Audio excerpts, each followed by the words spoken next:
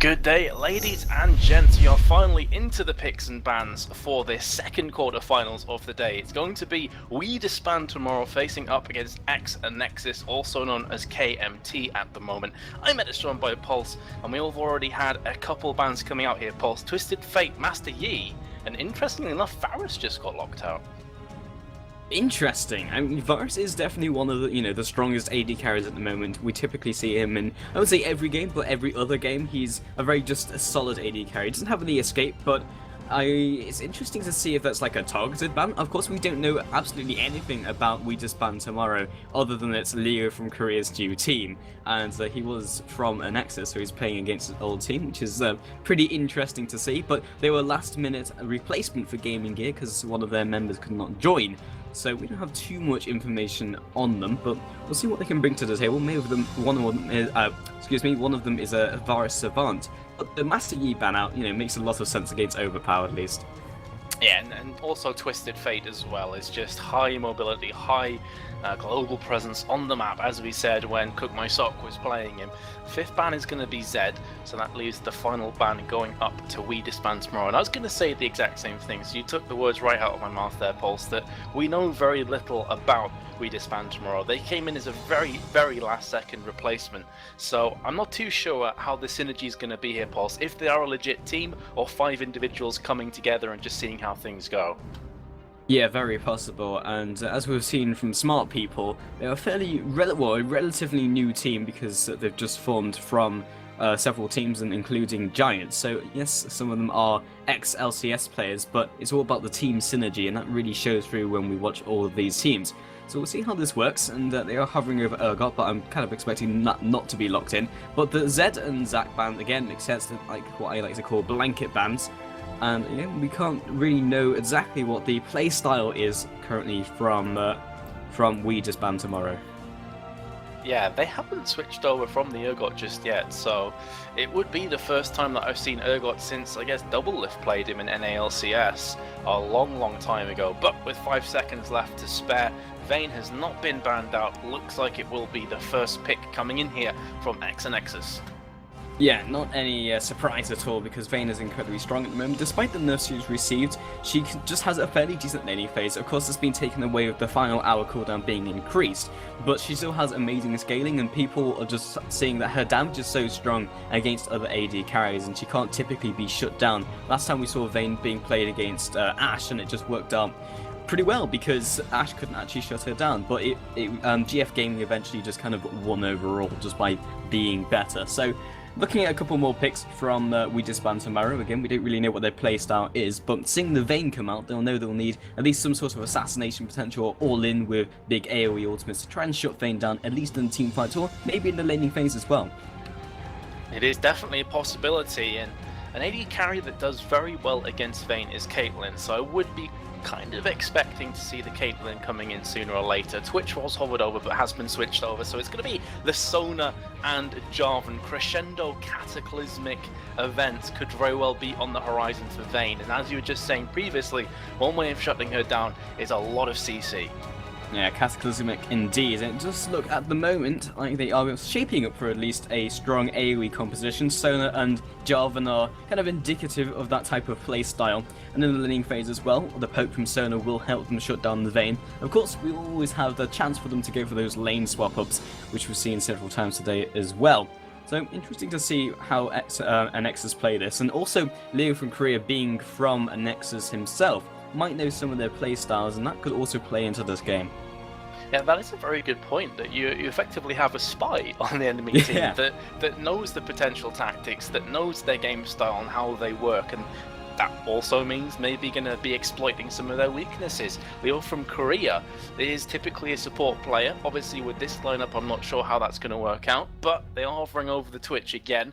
I was thinking maybe they go for Caitlyn, but Twitch does make a lot of sense as well, especially when you have a CC AoE centric lineup. It allows Twitch to be free to use that spray and pray and just crush enemy faces. They're also hovering over the Cassiopeia Pulse. I would personally love to see her in this game. I don't think it's going to happen though.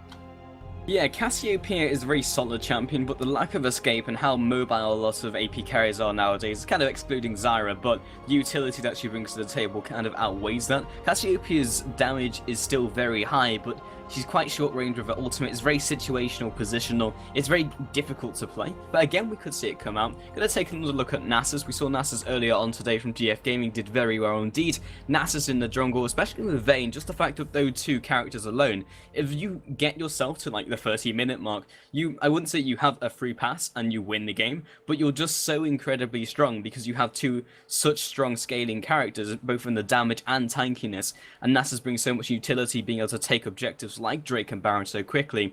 It's just a very solid lineup. Yeah, I couldn't agree more, and I think as well with Vayne, it's a case that she's very item dependent and level dependent as well, because when she hits 6, she's going to have Final Hour, which is just an awesome tool all around to killing, and the Silver Bolt procs as well will just start to really hurt. That's her W, this percentage of health as damage, so definitely one to watch out for. They're hovering over the Lysandra, and important to mention as well that they had the Twitch and also Cassiopeia hovered over from WeDisbandTomorrow, but they did lock in the Shen and Ari, so their AD carry is still very much up for grabs. That's going to leave a potential Rise pick in here as well, so they're flirting with a few ideas, Pulse, but definitely looks like they've got high engage on the horizon. Yeah, I'm gonna hold off just for a couple seconds before starting to theorycraft about that, but Shen and Ari, yeah, so you've got heavy initiation from both these teams, in fact, a very beefy front line. Again, if they get themselves ahead, Shen will be able to split push. Looks like they may also pick up the Twitch. They were fishing with the idea before, and they pick up the Twitch indeed, so they have good overall initiate, they have good damage as well, and picking potential from the Twitch and Ari, especially with the Shen. Their laning phase looks very solid as well, so both of these teams, I can't fault them in their team compositions. Absolutely, it looks very, very close in terms of composition going into this first game. It's going to come down to that mechanical skill and the execution as well. So, as the delay starts to tick down, we are going to cut to a very quick commercial break, ladies and gents. When you rejoin us, we'll be live in the second quarterfinals of the day in the first matchup between WeDisbandTomorrow and ex-Anexis. We'll see you very shortly.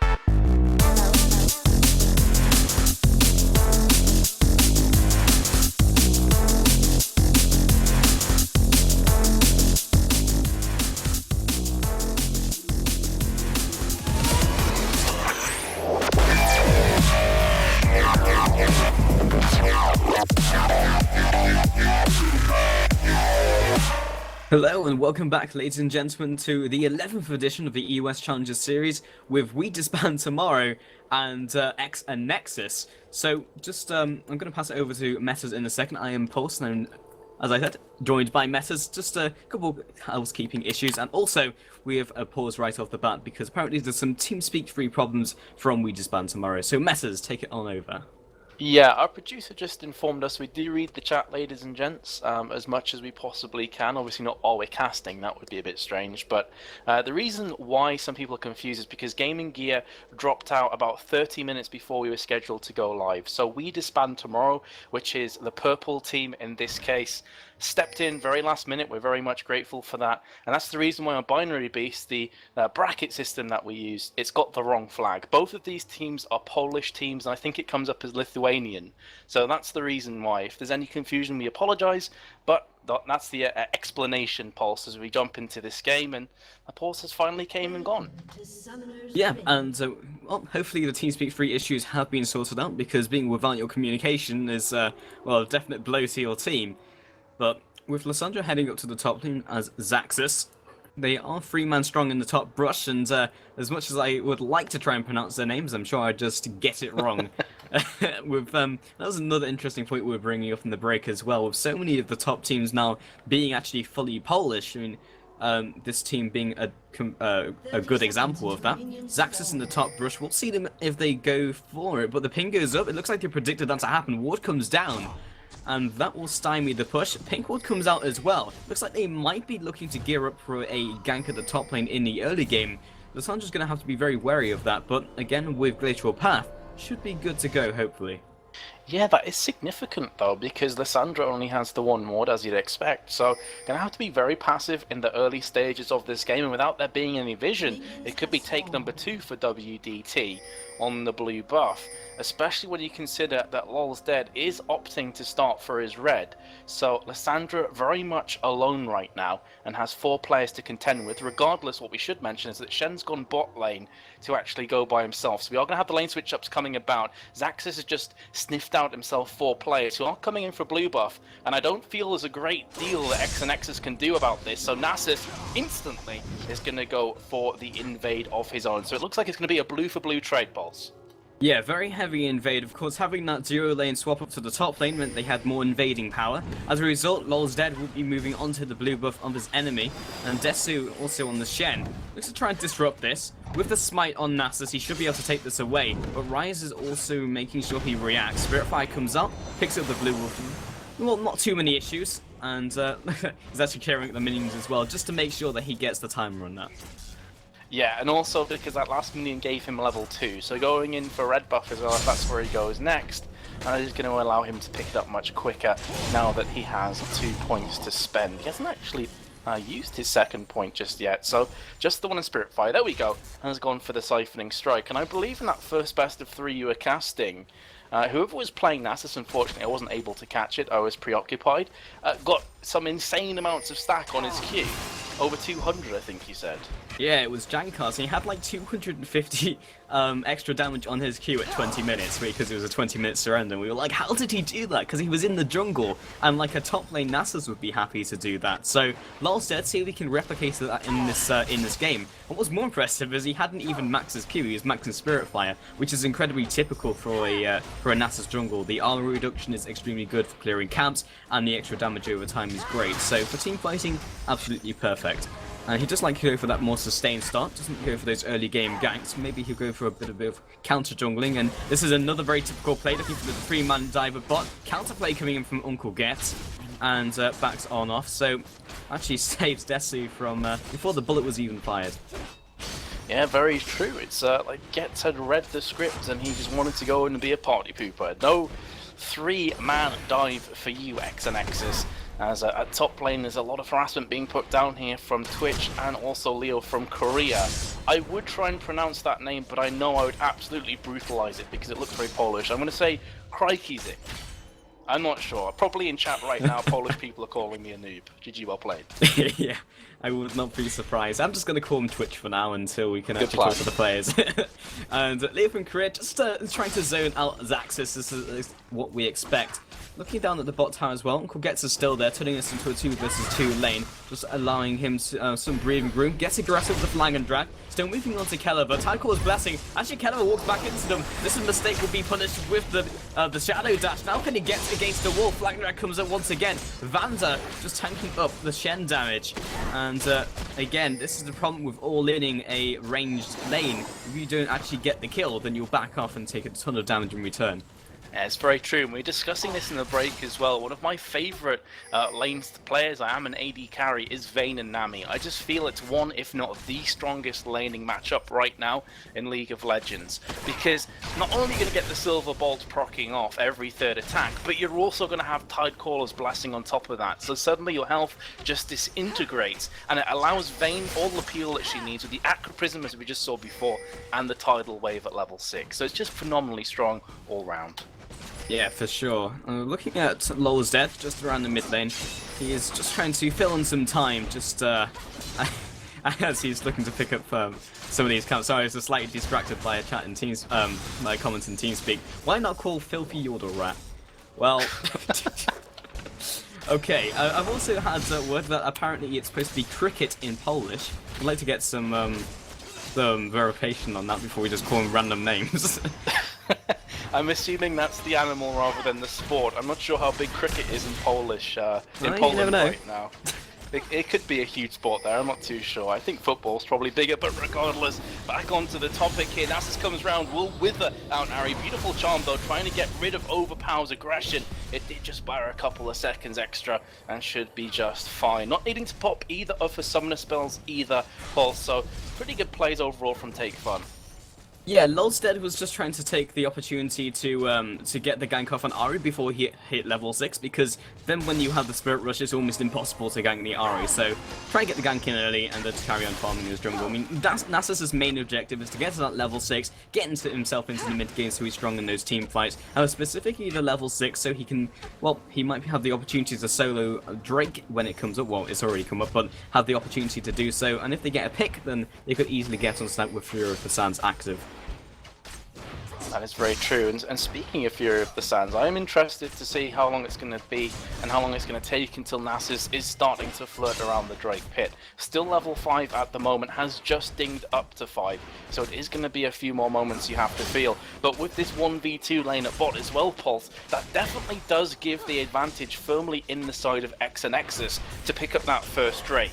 If Shen is caught with his pants down, or if he has to ultimate somewhere else on the map, it could be very scary. And in actual fact, WDT seemingly reacting to that in advance, being able to read the future here, and they're like, okay, we'll put our dual lane at bot so we don't miss any free Drakes. Yeah, and we spoke about this during the break as well, Messers. We were saying, well, it was a very interesting pickup of Overpower taking the Rise and also taking the Teleport, so he's always going to be able to react to those guys. If, you know, Shen uses the Stand United, or even if Overpower instigates the gank. Meanwhile, bot lane, we've got Twitch getting aggressive onto Kellever. Knocked back with the Condemn, should keep him safe. Leo from Korea still pushing forwards onto Vandernoob, getting some of that aggression with the wards and the vision, but don't quite get the pick they were really looking for. Lol's dead, currently still not level 6. But if a pick happens, then they can easily get themselves onto Drake. Yeah, that is very true, and the Condemn actually knocking Twitch out of Expunge range. It wouldn't have claimed the kill, it wasn't enough damage, but it could very well have pushed her back so that she couldn't defend this tower. So Kellever and Vandernoob are going to be holding this one off at bot lane. Also important to note as well, Pulse, something we haven't said yet, that Rydal is not playing with ex-Anexis again. So I'm not too sure what the state of affairs is with Rydal and ex-Anexis. The last couple of times it's been Vandernu, potentially a permanent substitute coming in here. Yeah, very possible, and I haven't seen anything completely sweeping in either support's favour to say that either support is better, but this may well be a trial period for those support players. Blue buff will go down, no contest coming up from Nasus, not too surprising. He's not an aggressive character like, Shook likes to run with the Lee Sin or Jarvan himself. So maybe looking for this gank down at the bot lane. Got the ward there though. I'd be surprised if Anexis missed a beat and didn't know it was there. And in fact, yep, Nasus are going to return into the lane. Right now, still no first blood, fairly passive as they start. And this is somewhat expected from Anexis' plays, with Lissandra top 2 versus 1 lane, now swapping it back into the bot lane. And now they've taken the turret, they don't really have any reason to go for a team fight or a roaming phase. They have Vayne and they have Nasus. For them, they just want to carry on farming. However, from the perspective of WeDisbandTomorrow, having someone like Uncle Gets is going to hold up for a second, some damage going on to Zaxxas at the top, but just pushing away from the turret. From their perspective, they have a pretty strong early game team, especially in the form of Jarvan, so he wants those early game ganks to happen, and he really hasn't gotten any of those ganks off. Yeah, and it's interesting that you mentioned earlier that, the late game coming in from ex-Anexis is very strong, and you said Vayne and Nasus, but also important to mention Ryze. He will become a late game monster once he starts to get 3 or 4 items picked up at bot lane. Did just use his Cataclysm. That's going to force off a flash from Vayne. So in that case, it was a successful gank, but really you have to feel, Pulse, they wanted the kill and to convert that into a Drake. So that Drake is going to stand a bit longer.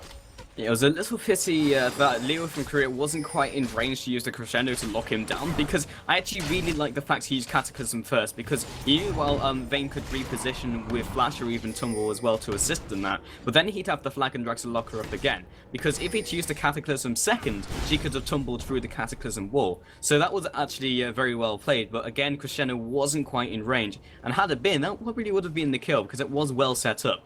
Even so, again, no first blood in 10 minutes. I think this is one of the most passive games we've seen in a while. It's very true. Normally by this stage we've got 5 to 10 kills, so yeah.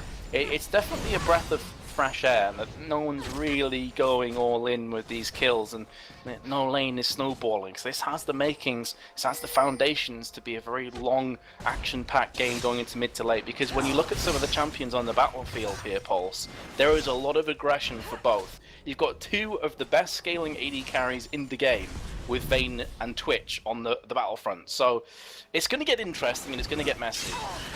Yeah, for sure, and Twitch still hasn't gone back yet. He's got 1.3k gold, so interesting to see if he picks up the root. Probably just tier 1 for now. He doesn't scale of attack speed as well as, say, a Vayne does, because likes to get that attack speed way over the flat AD, or even the lifesteal as well. Usually gets the Blade of Rune King because that fits the bill on both of those stats. But again, has actually picked up the Silver Bolts first, which makes sense against Twitch. Doesn't really need the Tumble, and since they're playing a more passive game, getting the Silver Bolts first means they'll have stronger damage, at least in the early mid game, which again makes sense. They really are everything you look at from all over the board, even in item pickups and their skills as well. It just looks like they're looking for a passive game so far. I'm somewhat surprised that we haven't seen more aggression from WeDisbandTomorrow, but we're actually seeing it right now. The Cataclysm comes in, Spirit Rush as well. Overpower completely trapped. The Flash has already been used. Uncle Get immediately with the standing item comes down. First Blood comes out. And there we go. Now, counterplay coming in from Nasus, picking up the Drake. Smites it away, but this could be a dead Nasus. Looking for the counter engage. Tidal Wave comes across, lands on 4 people. But Nasus gets dropped in the process, 0 and 2 for the Drake and the First Blood. But meanwhile, top, another tower's been taken by Zaxxas. Yeah, that was a beautiful reaction play from LOL's Dead. They come out ahead there, Pulse, because as you say, the top tower did fall courtesy of Zaxxas, and he's pushed that second tier tower as well. So, yes, they lost 2 players, actually, hold the thought, because a bot lane try is now being heavily smashed upon as the pause comes in. Worst possible timing, and it's from Zaxxas. So that's pretty interesting. I'm going to keep an eye on chat and find out what's going on, Pulse, but it looks as though Twitch is going to be in a spot of bother. His Flash and Barrier are up and available, however, so he does have that way of getting himself to safety, but his tower's not up.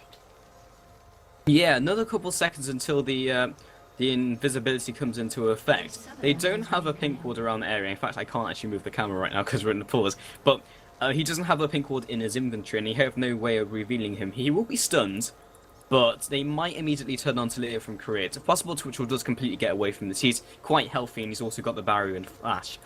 Leo from Korea, however, not in such a great position. Already used a crescendo, and he's very slow and extremely squishy. So yeah, this does not bode well for Leo. It certainly doesn't, because if Twitch does start to get away, you can bet your bottom dollar they will go ham for Leo. And Zaxxas comes back and then disconnects and then reconnects again, so he's got ping-pong internet at this point in time. And they are asking if the opposition is ready. So we should be unpausing very shortly here, Pulse. And going back to that kind of exchange before, of course, we'll just jump into play-by-play when the pause comes down. So I'm going to hold that thought on the theory crafting and just cut right into this game as the pause comes off. Cry is actually going to be turning this one back around, and the teleport coming in the meantime. So Killever's actually going to be falling. Overpower from the side here. Is he going to catch up? He's got home guard boots, so looking very likely, and that will be a 1-for-1 trade at the end of the day, with Vanderdoob actually flashing away from Sona, making sure she didn't go down. Yeah, he cut the vision so that Sona couldn't follow up, and I think he also thought Ari was slightly closer, so actually cutting the vision would have cut that from Ari as well, and then he could have juked down, which made sense, and Overpower could have body blocked for him. So 1-for-1 trade, good decision making and also reaction plays with the teleport. Stan United wasn't up, so again, great use of knowledge of the enemy cooldowns. Vayne going for a very traditional build of, well, I say traditional, but it's kind of been what most Vayne players have been doing over the last couple of weeks and months, of just attack speed, picking up the build towards Cutlass and then triple daggers, which will build into all the items you really need, such as the Shiv and also the Blade of the Ruin King, so very typical from Vayne. Overpower right now picked up the Castle Protector and Tear of the Goddess, so again, just setting up for that mid and late game. Haven't done too much to shut down Rise, so he should scale incredibly well.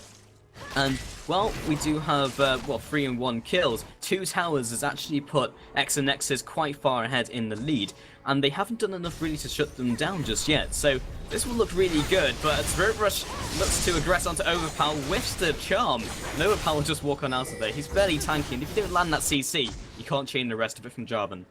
Yeah, that is very true, and you were mentioning before about objectives. They also picked up the Drake as well, Paul, so that is effectively 3-0 on the objective counter, which is going to reflect in the overall goal that even though ex-Anexis are behind on kills, they're ahead in global goal. This is not looking too good. Ball's dead, coming around from the corner, popping off the sand as well, and that is going to be Twitch instantly dying, doesn't even meet the Nasus in place. Tidal Wave beautifully coming through, lands on both players. Crescendo used defensively, but the Aqua Prism has already landed. That's going to be a double kill for Vayne. Not something that you want to see popping up if you're against her, but Overpower is going head-to-head with Ari. Ari's Spirit Rush is down, remember, from that previous gank attempt, so she's going to have to play very passive. At the end of the day, though, a 2-for-0 trade for ex-Anexis. Yeah, this is going bad to worse from WeDisbandTomorrow. It's just holding my breath because I thought Lol's Dead might have been able to get on to take fun. Looks for the Wither, but doesn't actually follow. Overpower fairly low mana as well, and doesn't have the blue buff, which should be spawning fairly shortly. And in the top lane, Zaxxas is actually pushing very hard against Shen. Shen actually behind in CS, and has actually picked up the Chain Vest and Giant's Belt. So he is, of course, looking for that split push build. Somewhat surprised he didn't go for the Wit's End first, because he is against Lissandra, and they didn't really need to send anyone up top from that as well. The only real source of massive AD will be coming from Vayne, maybe Nasus as well in those team fights, but again, the ultimate actually does a lot of AP damage as well as Spirit Fire in the early game. So as a pickup, that's purely looking for pushing, but I don't know if I like that choice, because he won't be able to get ahead. His team currently isn't ahead, and he must know that the greater late game goes to ex-Anexis anyway. So again, I'm surprised he didn't actually go for the Wit's End. And as Axis actually gets locked up and goes in with the Shadow Dash, Frozen Tomb comes out. I think he meant to cast it on himself. Actually pops it onto Desu, but he's way too tanky and picks up the kill regardless. That was a beautiful taunt, though. Taunting while Glacial Path was on its track. So it cancels Glacial Path. Lissandra was not able to escape, and did go down as a result. It's smart play that she didn't burn the flash or ignite there, just kind of panic use them, knowing that she was going to die regardless. So Zaxxas goes back to the death chamber for another 10 seconds, but he's consistently been pushing this top tier tower, the second tier tower, which is around half of its hit point. So doing a really nice job of just keeping people interested at top. If Jarvan's ganking top, he can't be focusing mid. Yeah, and of course other objectives can be taken around the map as well, kind of just forcing the split push. And right now, again, they're just looking to farm, they're just looking to kind of gradually corrode the team of WeDisbandTomorrow, and that's the play that they really need to make. They don't need to go for team fights, and if they don't want to go for team fights, they have great disengage. I mean, Ryze has his ultimate to get away, Vandernoob has the tidal wave, and that's all they really need to get out of dodge. Looks like they are grouping up in the mid lane, just pushing it down. They have great sieging capability and wave clear, so there's no reason not to, but in fact everyone's just going to back off. They really are just looking to farm this out. I gotta say though, even though Vayne did get the double kill at bot, Twitch is neck and neck with her. Got Blade of the Rune King on both, and even though Vayne is looking for that Zeal, which is something a lot of Vayne players will do, if you look at the likes of Reckless, he's gonna go Blade of the Rune King, Phantom Dancer, Static Shiv. Those are his core three first items. The tidal wave comes through, actually misses everybody. Lissandra with the glacial path, but doesn't even bother to jump on top of it. So that engage was kind of over before it even begun, Pulse. I think they're expecting a couple players to be surfing along the tidal wave. Yeah, Kelif is actually doing a lot of damage right now, because if you remember from before when he touched upon it, that she's been maxing Silver Bolts. So the extra damage early game is actually fairly significant. Most people forget about the base damage on it as well, the flat, which is an extra 60, and by maxing that first, 60 damage early game is actually a decent percentage of your HP if you've not been itemizing into the HP. Daisy just takes the entire combo of Overpower to the face. He's actually got quite a lot of HP. Also with the Feint at level 4, he's still chasing it after though, doesn't have the ultimate. But his cooldown's coming up so quickly, picks up the kill. I think Daisy stuck around a little too long. He's just expecting to be able to just whistle him down, but Ari looking to clean up the mess. Ignite picks up the kill. They are now immediately making this reaction play onto Drake. We'll see if Getz looks for the steal. 3 versus 4. I'm not sure if they really want it, and also gets caught by the Activism. They could turn it and then go back onto Drake. Getz gets pinned down. With the ultimate coming out, Cataclysm comes out onto Vandernoop, picks up the kill in return. Takefun now comes in, but he's already used the Spirit Rush. Lolstead still so tanky on the front lines with Fury of the Sands, chunking down the front line. Zaxxas and Caliber actually staying back though, quite wary of the burst damage that could potentially come onto them in an instant. Spirit Rush comes back up, now falling onto Lolstead and securing the kill. I think that was a 3-for-1 trade overall, and I'm not really sure who came out ahead.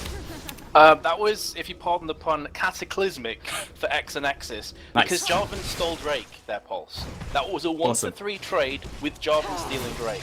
So all the work that Ryze did at top lane to try and get Ahri out of position was for naught. They lose a couple of extra players as well. Ahri's now 3-0. Twitch has managed to pull himself up to 2-2. So that was just a huge play for WDT. And a huge kudos to Uncle Getz as well, because it wasn't looking likely that he would steal away the Drake. The problem was that Nasus, having to be the front line for his team, ran away from Drake, and it was so low that Jarvan just popped in, smoted it, and then run away again. It was just awesome play. Yeah, it was really nice to see, and that's actually put them back into contention. Only 1k behind now and leading in kills. Yes, they don't have the objectives, but they have the superior team fight. It's a little odd that they turned to go for it, but Twitch coming out of stealth, they obviously didn't think that they'd be able to turn it so quickly, especially with Spirit Rush already being used on Overhaul, at least I think it was. And yeah, they had the superior team fight. We've already mentioned the good scaling coming in from ex-Anexis, and that kind of goes without saying right now, but the fact that they turned for it instead of just like turntailing and running, I guess they thought they were slightly stronger than they were, and that's really paid in the favour of WeDisbandTomorrow. So if they carry on forcing objectives going for fights, they'll be in really good shape. Very true, 100% agree. And this game, that little team fight there really drew it neck and neck. Whereas Twitch has picked up his Zeal, so again, he's very similar to Vayne in terms of items. Ahri coming around from the side, can land a charm, could very well be the start of something big here. Jarvan jumping in as well, and even though the Frozen Tomb has been utilised, it's just going to delay the inevitable. Ahri picks up that kill. So again, just going to show that a well-placed charm can really turn the tide in your favour. That mid tower just needs one auto attack. There we go. That will be falling as well. So not just a kill, but also a tower in mid. Yeah, they have such good picking potential as well on top of their team fight, and it's kind of this classic pick and then engage composition. They have Twitch, and they also have Ahri, two essential assassins. Twitch can really be played in that assassin role, just appearing out of stealth, making those situations 1v2, 2v3, getting those picks, and immediately transitioning into a team fight with Cataclysm and Crescendo pinning them down, so they have to force it, and they have to turn and fight.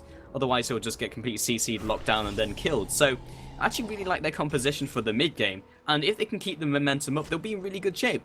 They need to keep the momentum up. Picking up the mid turret is really what they needed. I wouldn't be surprised if they went for top or bottom turret now, or maybe even a jungle invade, but we really do need to see more momentum plays coming out from WeDisband. Yeah, and top lane is currently at 414 hit points. Bot tower is on just over half. So with Twitch and Blade of the Rune King, that will not last very long if he gets into contention for that. But he needs to be careful because he's got no ward coverage at all here at bottom lane. And Ryze could suddenly out of nowhere appear, which is exactly what he's trying to do. But Crikey's... I was going to say his name again, but I just know I'm going to butcher it. Twitch's spidey senses were tingling, and he just pulls himself back. There's no need to be greedy here. A death could very well just spell the doom for mid-tower for his team. Indeed, and we could always shorten it to Cry, I guess. True. But again, that's probably wrong as well. But so Take Fun and Leo can create in that mid lane. Foxfire gets popped. 3 versus 2, don't quite want to go for it just yet. They are going for this kind of split push mentality, and it makes sense with Shen on your team, because if you get a little bit ahead, it makes sense, put Shen in the top lane. But with Lissandra being so good at clearing those waves, literally all she needs is the Ice Shard and Glacial Path, and that should clear an entire wave of minions straight up. And then Shen can't split push against it, he just simply can't. And by the same token, if he tries to teleport out with Stand United, Frozen Tomb can always be used, and it's on a decently short cooldown, so she can just burn it. And this is really difficult for Shen. I'm again slightly surprised that he haven't put Shen into the bot lane or just grouped up for a team fight. I mean, Shen can always use Stand United to get into the fight anyway, but the fact that they're constantly pushing, using him against Lissandra is odd to me. Well, it's interesting to see how this is going to play out, because currently Shen has a 2-level advantage over Zaxxas, so I don't feel Zaxxas is going to feel too confident for a little while at least, while Ryze is just pushing the bot lane. So Overpower is slowly but surely getting farmed up. 211 CS at 23.5 minutes through the game, so he's starting towards to get towards that monster status that we were mentioning previously. Interesting enough, went for a Spirit Visage, which a lot of people at the moment consider to be very good statistics for the gold that you're spending, so it's very efficient gold usage. What are your thoughts about Spirit Visage as an item right now in the meta? Personally, I think it's slightly OP. Before, it was incredibly efficient in terms of gold. For the amount of gold you were putting into it, it was efficient even without its passive. And now the fact it's also got the 20 health regen, and it's boosted on the health and all the stats all around it, and it really hasn't increased that much in terms of price. Spirit Visage is just an amazing item. Like, there's so many champions where even if they have like almost a full AD team, it's worth just buying Spirit Visage because it's so effective in the rest of the stats, and plus the extra health regen as well. Most laners, because we see so many burn top lanes, like slow burn top lanes like Zac and Shen, picking up that immediately in the early game, at least the Spectre's Cal, gives you so much sustain. Hold that for a second, looks for the initiation in the mid lane. Glacial Path comes across. They have burned Ahri's ultimate. This is pretty big. Again, we might see an initiate, but the fact that the ultimate stun is very significant. We'll see them aggressing onto Drake, but Shen at the top lane, they've left it open. They have, and as you said, Stand United could very quickly come back to their good here. Jarvan tries his best to steal, but lowers in blatantly. Here comes the Cataclysm onto 3 players. Very nice, forcing Vayne to the back line, so she's not doing any damage to the AD carry of the opposition. Helaba is doing a nice job of kiting away here, but he's bought up enough time for Twitch and Sona to go down. So how is Desu going to approach this? In fact, he's not. He's going to flash away. This has been very, very bad for WeDisbandTomorrow, losing 3 players for 0. And they committed way too much to taking Vayne out. In doing so, Twitch is left open. Ari's trying her best to escape, but Ryze is so damn quick right now, Pulse. I'm not too sure if Ari's going to be able to get away with this. Yeah, they're going to convert that team fight into a mid turret as well. He looks for the execute and actually gets away with it. Very nice indeed. But still, losing 3 of their players and Ahri as well being in the death chamber after that fight. Yes, she tied up both Nami and Ryze, but they're still on the battlefield. She is not for another 30 seconds. They might even convert this into another turret. Desu has to be very careful. He's actually putting himself in position where he could be pinned against a turret by Vayne. And they will be backing up. I mean, Cry is back in the action, so is Leo. They back on off, but the middle turret going down. A very confident team fight because they split it up and they won in all those fights within that team fight. Looking once again in a good shape. The problem there is that both Shen and Jarvan just rushed at Vayne's face. So Twitch had zero peel apart from the crescendo coming in from Sona. Once the crescendo was down, it's like, okay, adios Twitch, you're dead, mate. I may as well just walk away and survive. Whereas Vayne with the Tidecaller's Blessing and Nami by her side the entire time, the Aqua Prisons were coming down thick and fast, the Tidecaller's Blessing was constantly slowing, and the Blade of the Ruined King. It is so hard to catch up with a Vayne that is mechanically strong and a Nami next to them. This is the reason why I view it as one of the strongest duo lanes at bot, not just in the lane phase, but going through to late game as well. It's so difficult for Shen and Jarvan, who remember are melee champions, to shut the Vayne down, and in doing so, Twitch is completely vulnerable at the back lines. Yeah, right now WeDisband can't go for that 5 versus 5 fight head on. They need to get a pick and go for a fight. That's their ideal scenario, and they've built their composition around it as well. But they also need to make sure they don't burn too many ultimates on the pick. Because if they go 5 versus 5, as you said, you hit the nail on the head, Metas, they won't have the peel for Twitch, because they need both of those bruises to lock down Vayne, because Vayne is doing so well. Ahri goes in there as well, but then they don't have anyone to take out the rest of the team. You're dealing with the bruises. So take fun. Actually, the Sandra doesn't go ahead with the engage. Vayne is down at bot lane. Had they all been grouped up though, that could have been disastrous from WeDisband. Again, ultimates down from Ahri. This is the second time in the row with that big ultimate's been down. And then ex-Anexis have the perfect opportunity to make something happen. Even with these fights that are going one-sided one way, then the next, it's still such a close game, Pulse. About 3.3k gold in it. 3-2 towers as well. So it's not as if we're in a position where 2 inhibs are down and you're just saying, okay, WDT are going to have to turtle and then they're still probably going to lose. They have every opportunity to make a play, but look at that combination. Tidal Wave into the Frozen Tomb. Suddenly everybody is locked up, and a beautiful crescendo placed in the meantime. So much action is going on. The tower finally goes down. Lissandro has just been taken out here, and Vayne at the back lines once again is going to start to wreak havoc upon the enemy team. Kelleher has been exhausted and will be falling prey to Ahri there. So at the end of the day, that was a 3-for-2 trade with the tower going down as well. So you gotta say, objective-wise, ex-Anexis is gonna be pretty happy, but Twitch did manage to get themselves a kill, and they did manage to push away ex-Anexis. So again, it's just so close. ex-Anexis probably came out slightly ahead because they took up the turret. As long as they can reclaim a turret in mid lane, they should be okay. And with another 10 seconds on the death timer of the next person up, which will be Xaxis, doesn't look like they can contest it. They are going to back off though.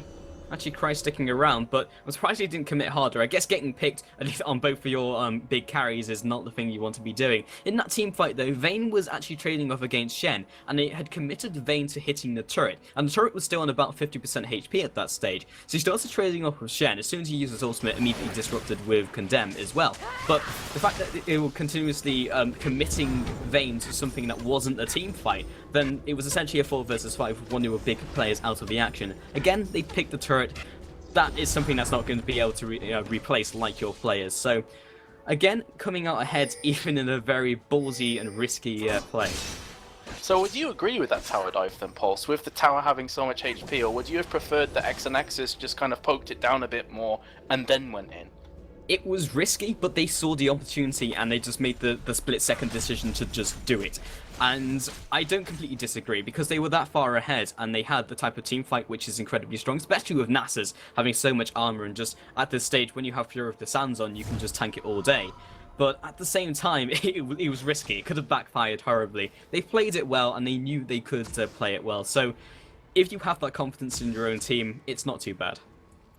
Yeah, and interestingly enough, I was saying before how Reckless builds Vayne. Kelleher has gone a very different route here. For his third item, Guardian Angel, Reckless goes hyper aggressive. He wants to build AD kind of attack speed crit items that are going to melt through the opposition. So he would have gone for Static Shiv third regardless of the position he was in. Whereas Kelleher going for Guardian Angel, I guess that tells you a little bit about the diving kind of composition that WDT are running right now. And Vayne realizes that in a few levels time, in 5-10 minutes, they could potentially burst if Ahri gets fed. And Twitch is looking quite strong at the moment. Speaking of Twitch, he just managed to get himself out. Aqua Prison lands on Gets though. He's taking a lot of damage from the backside courtesy of Kelleher. Here comes Take Fun from the back, forcing up the flash. Tidal Wave is used defensively. Shen coming in. Frozen Tomb has been popped on Ahri as well, who's trying his best to focus on overpower, but Vayne is being left at the back lines completely free with the Guardian's Angel as well. She's just darting around left, right, and center. Desu, one of the tankiest players on their team, is very, very low, but Twitch has prime positioning too, so it's just a case of two rocks smacking upon one another. But at the end of the day, that was a 1-for-2 trade, and looks like they're going to be backing away here. Oh, Vayne moves herself onto the front line, gets popped into the Guardian Angel, re-engaging, picks up the kill onto Shen as well. And it was actually the point I was going to make before that team fight kicked off, was that I think the Guardian Angel pickup goes a little deeper just in the fact she's being more defensive. They can use Vayne to bait out things like that. And the fact that they have to focus Caliver against that front line, even reaching the AD carry in that fight, they commit so many people to that and so many big cooldowns. And splitting up that team fight like that not only helps Vayne, but helps the team as a whole. And you just saw the pick onto Shen, so the Guardian Angel has already paid for itself. Yeah, I have to question though, WeDisbandTomorrow's logic, because they knew Vayne had Guardian Angel, so yes, you can take it down, but it's going to be at the cost of your own life, which is exactly what Desu found out the hard way in that previous engage. So I even called it when you kind of stepped in, Pulse, that they're going to probably go back now, and then suddenly WDT are like, nope, let's engage. It really caught me off guard. I did not expect that. Yeah, seeing a Vayne kind of exposed is something you want to pick up immediately, because then you can force objectives. Baron is definitely a thing they could go for if they did take out a key player like Caliber. At the same time though, in that last team fight, the ex-Anexis actually played it very well mechanically, because they flashed out of the Cataclysm as it went down, and the Cataclysm locked in both Desu and Get, because they were assuming they could lock in some carries with them. Immediately flashing out and getting themselves back into the action, hitting down on the carries, that's why the carries dropped so quickly. And then because the Cataclysm took another 2 seconds before Get realized that happened, they just exposed themselves, and this is a very risky play, but this might be a very good timing call indeed. They clear out the ward, they know what's going to happen, but Vayne down the bot lane, they could take this without too many issues. Bandanu popping down the tidal wave, Lolstead is there as well. Immediately with Nasus, this is going to be a smiting contest with Fury of the Sands. They can't get rid of him in a hurry. They've stopped the Baron and they go for the team fight, but now Cry is actually locked in with the Baron. So much damage came out, nuked down in a second. 1-for-0, Nasus picks up the Baron. This is a complete disaster. Daysu's got nowhere to run. The rest of his team outside of the pit, being zoned away by the support of all people. And now Take Blunt is just left alone by himself. We could see Lolstead going around with a flank, blindsiding him, but he should be able to get out. He's turning around. Why? What? Immediately gets shut down. Well, I can't even begin to understand Ari's thought process there. Charming blindly through the wall when no one was really low enough to pick up the kill on. So I am puzzled. I'm a bit speechless here, Pulse, but you even said it yourself in the build-up to that Baron fight, that it was very risky. Speaking of risky, Ryze is going very deep here, but he's so tanky, and look at that damage. And the Spirit will actually come in to pick it up, courtesy of Nasus. But it was such a ballsy kind of desperation Baron, I have to feel. Seeing that Vayne was farming bot lane as they started it, they were like, we've probably got enough damage here, guys. We're probably able to pick up the Baron. But you have to remember that Vayne has a Phantom Dancer. She has got a plus 5% movement speed increase and the Berserker's Greaves, so she's going to get there fairly quickly. You're going to have to take Baron within 10-15 seconds, and they weren't able to do it, and they paid for it with their life. And suddenly we've gone from a fairly close game, only 2 or 3k gold in it, to a massively one-sided affair, 9k gold advantage plus Baron in ex-Anexis' hands. It was a good call, but they just didn't have the damage for it. They didn't have the sustained damage. Look at their team. 2 tanks, Ari, who is okay sustained damage, but you're essentially just looking at Twitch to do 90% of that damage for the team, and Twitch isn't, he's free for, he's got free item AD carry, that's significant, but it's not enough to take down the Baron essentially by himself. Had he picked up like Spirit of the Lizard Elder or something, the extra 30% damage against jungle camps and stuff, that might have been enough just for the really exceptionally fast Baron takes, but that was something that would have to be something they have to like premeditate. And actually I wouldn't have disliked that pickup if they were looking for that come back into the game type of play. But I don't think they took all the factors into account, specifically Nasus in the middle of their team with the Fury of the Sand, because of course he is their smiter, and you can't get rid of a Nasus, even 1 versus 5 in the Baron pit, they still can't get rid of him. It was interesting play though, because for me it seemed like WDT tunnel visioned on Baron. They were like, we have to do Baron now, we've started it, therefore we have to finish. So they got a bit obsessive compulsive about it. But the problem was that Twitch at the back lines, I understand as an AD carry his thought process. I'm at the back, I've got a nice Baron wall in my favor. I thought Lissandra was going in there, my heart skipped a beat. But instead they're just going to be hammering down this tower. The bot lane is the second tier tower that they're aggressing upon. But I understand his thought process. I'm behind a wall, I must be safe, right? Nope, Baron was focusing him. He was losing so much damage from that. Looks like Lissandra could be going in again. She is teasing me, Pulse.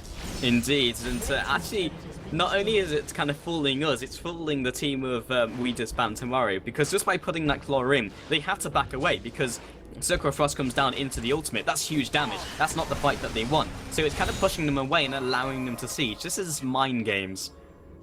It definitely is, and it's working for me. I've got to say, as a caster, I am on the edge of my seat every time I see that claw ever so slowly getting towards the enemy team. I'd love to see like a great white shark Lissandra skin as a dorsal fin goes across and you get the Jaws music, because that's the feeling that it gives me when I see exactly. I should actually go ahead. It's such a good idea. I'm a crap drawer, but I'll give it a shot one day. If anyone watching this has any kind of artistic talent, please do that for me. It would be awesome. Great white shark, Lissandra, dorsal fin for the glacial path, and the Jaws music. I don't think they'll be able to get away with that though. Actually, Paul, it's probably copyrighted somewhere. Honestly, Metas, that's a pretty damn good idea. You should pitch that to Riot. I would pay good money for Jaws Lissandra. But it's currently in the not in the loading screen, the pause time. Again, waiting for Zaxxas, and of course, actually the topic of a lot of conversation at the moment. So, in fact, we're pausing the game, and we could see an initiation very shortly, as we saw last time. Yeah, it's going to be an engage here. This time, it's not going to be a flotation. It's going to be the full deal, going all in here. Lissandra will be popping down the Frozen 2, but actually they're going to be jumping back in. Once again, Cataclysm has been utilised. Twitch is trying his best at the back lane. He has picked up one kill, looking for Vayne right now, who has the Guardian Angel backups. It's going to be very difficult to take Vayne down twice. That's a 1-for-2 trade.